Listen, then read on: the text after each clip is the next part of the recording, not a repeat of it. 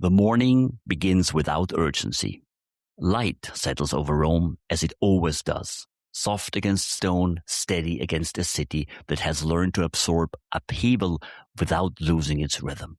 The streets fill gradually, voices layering over one another, merchants arranging their goods, servants moving with practiced efficiency. Nothing in the air suggests that this day will carry more weight than the last. And yet, for a small group of men, the day has already narrowed. They move through the city with purpose, though not all at the same pace. Some walk ahead, focused, their path already decided. Others follow more slowly, as if giving themselves time, not to reconsider, but to delay the moment when thought must become action.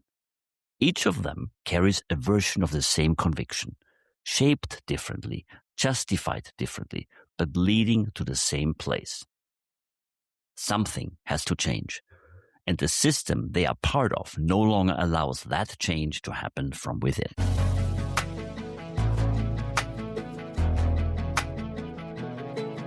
Welcome to the Mammoth in the Room podcast, where we share real-life stories about leadership and their underlying human behavior rooted in science and research.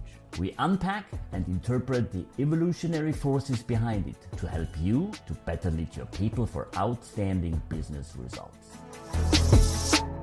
Welcome back, everyone, to the Mammoth in the Room, where we explore leadership lessons that stand the test of time, using history and neuroscience to explain the human behavior behind pivotal decisions, because those same patterns still shape how leaders and teams succeed or fail in organizations today.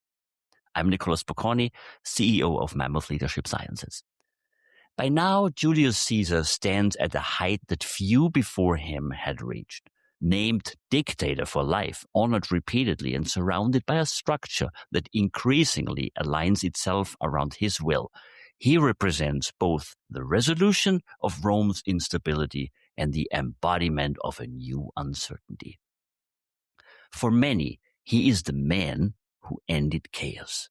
For others, he is the beginning of something that they do not yet fully understand.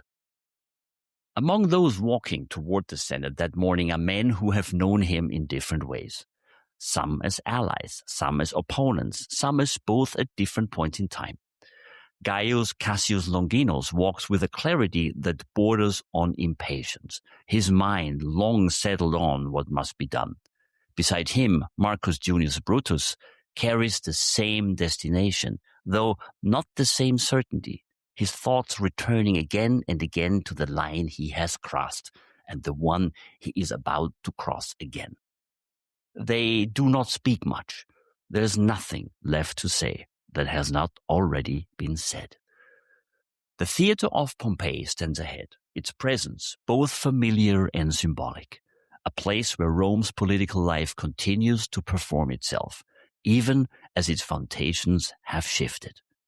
Inside, the Senate will gather, as it always does, following the rituals that have outlived so many individual men.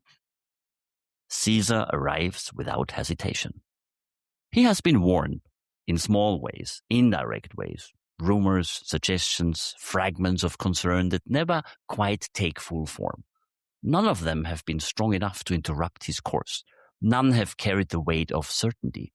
And in a system that no longer produces clear resistance, ambiguity is easy to dismiss. He enters as the central figure he has become, acknowledged, observed, and, in ways that matter more than they appear, already accommodated. The session begins. At first, everything unfolds within the expected rhythm. A petition is brought forward, one of many that cross his path, presented with a deference that has become routine. It draws a small group of men closer, their positioning unremarkable, their proximity justified by the structure of the moment itself. It is how the systems are used when they are no longer questioned. The circle tightens, though not in any way that would immediately register a threat. A hand reaches out, another voice rises, and for a brief moment the scene holds together as it always has. Order maintained, roles intact, meaning still anchored in familiarity. Then the pattern breaks. The first movement is abrupt, almost clumsy. Publius Servidius Casca steps forward and strikes, not with the precision of a practiced assassin, but with the urgency of someone who understands that hesitation would undo everything. The blade does not land cleanly. Caesar reacts instantly, more in surprise than fear, turning, raising his arms, his voice breaking through the room with a force that has commanded attention for years. But this is no longer a room that responds in the same way. Others move now, faster, the hesitation that marked their walk replaced by the momentum of action that cannot be reversed. Blades rise and fall in close succession, some deliberate, some uncertain, each one closing the distance between decision and consequence. Caesar tries to orient himself within the chaos, to identify, to understand. For a moment, he resists, not as a symbol, but as a man confronted by something he had not fully believed could happen here. In this place, within this system, his system. Then he sees Brutus.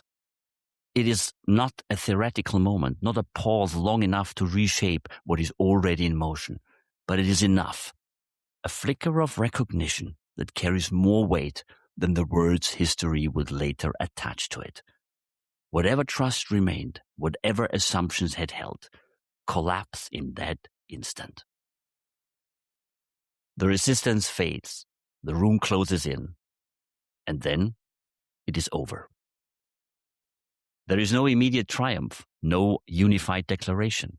What follows is something far less certain. The men step back, breathing unevenly, their attention shifting from the act itself to its meaning, and then almost immediately to its consequences. What had felt necessary now feels incomplete, as if the removal of the man has not produced the clarity they had imagined. The body lies still, but the system does not reset. Around them, the Senate chamber no longer feels like a place of authority. It feels exposed, stripped of the coherence that held it together, even if that coherence had been built around one single individual. Outside, Rome continues for a moment, as if nothing has happened, the news moving slowly, unevenly, shaped by interpretation as much as by fact. Some will call it liberation, others will see it as the return of instability. Most will simply wait, watching to see what comes next.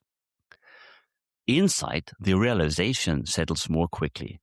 They have removed Julius Caesar. They have not restored the Republic, because what they confronted was never only one man. It was a system that had evolved around him, adapting, narrowing, concentrating, and that system does not disappear with a single act. It shifts, it reacts, it searches for a new center. And in that search, it will not remain still. Next time, we follow what happens when that movement accelerates, when the attempts to reclaim control gives way to forces that cannot be contained, and when Rome moves decisively towards a future that none of these men intended to create.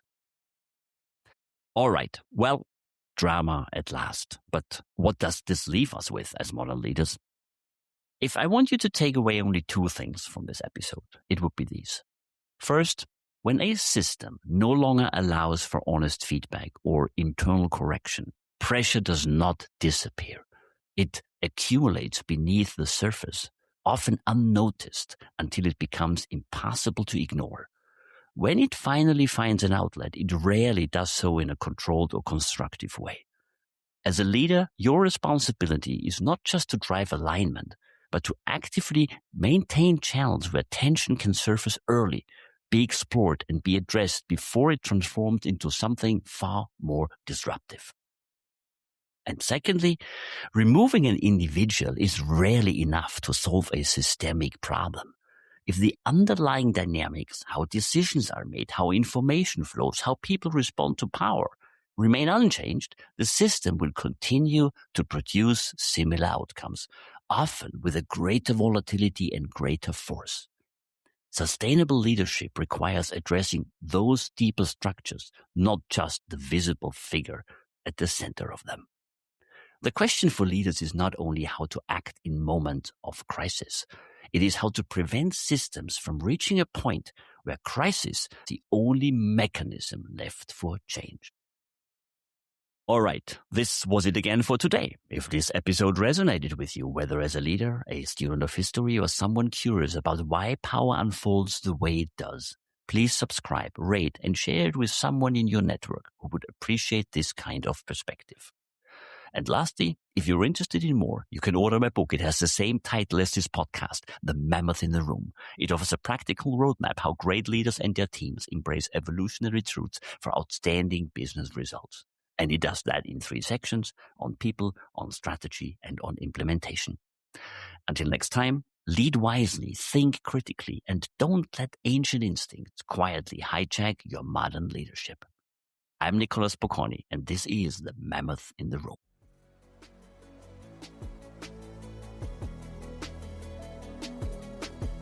Thank you for listening. If you enjoy this content, don't forget to subscribe. I'll see you on the next episode of The Mammoth in the Room.